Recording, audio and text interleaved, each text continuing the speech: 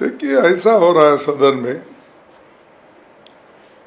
जो बात हम सदन में रखना चाहते हैं और देश को ये बताना चाहते हैं कि जनता के मुद्दे क्या है और वो जनता को हम उनके मुद्दों को हल निकालने के लिए हम किस ढंग से सदन में उठा रहे हैं, ये हम बताना चाहते थे।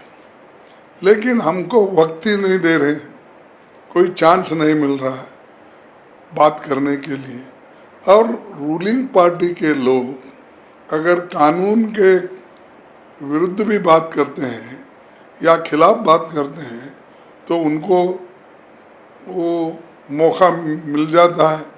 और मुझे बहुत, मैं दुखी होकर कहना चाहता हूँ कि जो लोग खुद कोई विषय पर नहीं बोलना चाहते, वो सिर्फ दूसरों की टीका करने के लिए, मेरे टीका करने के लिए, मेरे पार्टी के नेताओं का टीका करने के लिए उसी में लगे हुए रहते हैं और उसको प्रोत्साहन मिल रहा है गवर्नमेंट से भी और चेयर से भी मिल रहा है। ये मुझे बड़ा दुख हुआ और मैं बार बार उठता रहा। मेरे बात को कभी उन्होंने उसको, उस बात के ऊपर उन्होंने कभी गंभीरता से सोची नहीं। लेकिन जो लोग रूलिंग पार्टी के लोग जो हमारे अपोजिशन को टीका करते हैं, उनको मौका मिल रहा है। और उसी के तहत चेयरमैन साहब से हमारी यही विनती है कि भाई, आप एक अंपायर हो और अंपायर किसी की साइड नहीं लेना चाहिए और अंपायर बराबरी का दर्जा दोनों को देना चाहिए। एक तरफ leader of the house Nadda साहब बात करते हैं, उनको 5 मिनट 6 मिनट बात करने के लिए मौका दिया जाता है। एक तरफ विपक्ष में बैठे हुए लोगों को जब हम हाथ उठा के एक न्याय के साथ, विदाउट एनी गड़बड़, विदाउट एनी दिस, जब हम बोलना चाहते हैं, हमको मौका ही नहीं मिलता। तो उठो कहते हैं, फौरन फिर हमारा ये माइक बंद हो जाता है।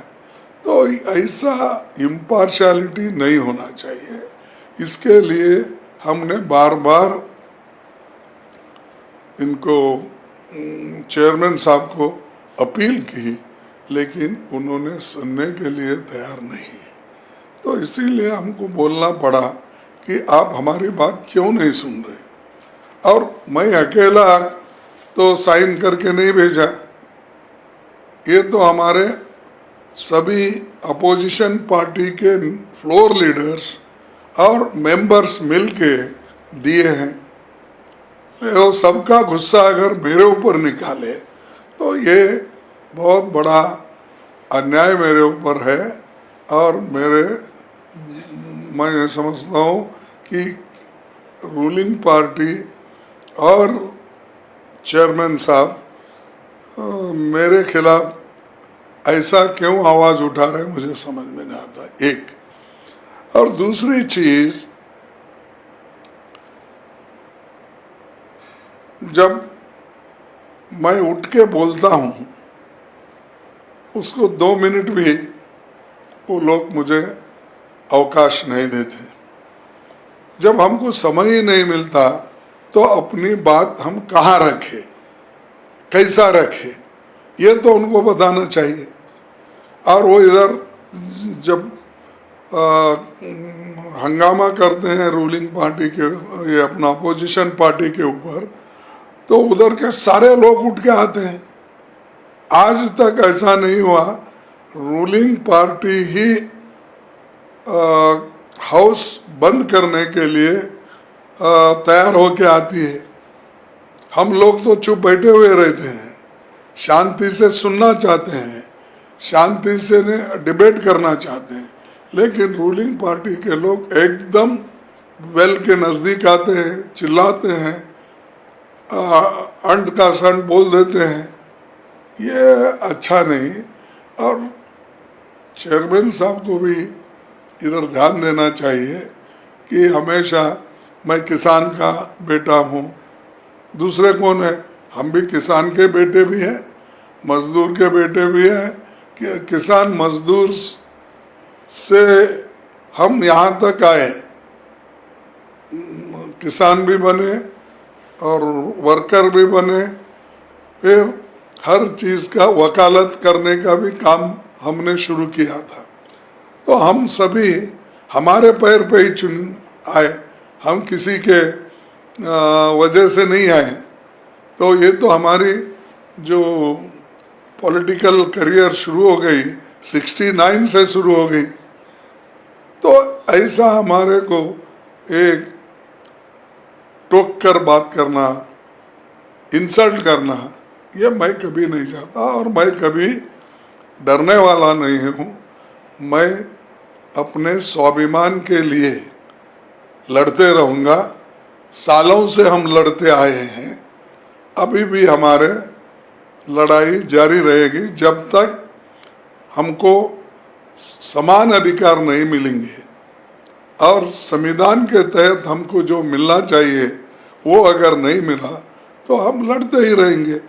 और बार बार वो कहने का मैं किसान का बेटा हूँ, किससे लड़ता नहीं, किससे डरता नहीं, यहाँ कौन डरने वाले हैं? ये तो हम तो और मजदूरी करके अपने पैर पे खड़े होके आए सो लोग हैं। तो ये सारी चीज़ें हैं। इसीलिए हमको बहुत बुरा लगा कि जब हम खड़े होते तो पूरा रूलिंग पार्टी के मेंबर्स खड़े होते हैं, उनको शांत करना और हमको बोलने देना, ये कर्तव्य जो चेयर पे बैठते हैं उनको करना चाहिए। सर, इसके अलावा इस बात को कैसे देखते हैं आप, इस नैरेटिव को कि विपक्ष संसद नहीं चलने दे रहा है, ये नैरेटिव सरकार की तरफ से बार बार कहा जा रहा है, इस नैरेटिव को आप लोग कैसे डिफाइन करेंगे पब्लिक को? क्योंकि तस्वीरें जो जनता में जाती हैं तो सामने हंगामा दिखाई देता है। और दूसरा पहलू ये कि आप लोगों का तो कोई बात रिकॉर्ड पर नहीं आई है कि आप लोग बोल नहीं रहे, सदन की कार्रवाई की बात कर रहा हूँ मैं, और बाकी जो लोग बोल रहे हैं वो रिकॉर्ड पर है, उसको कैसे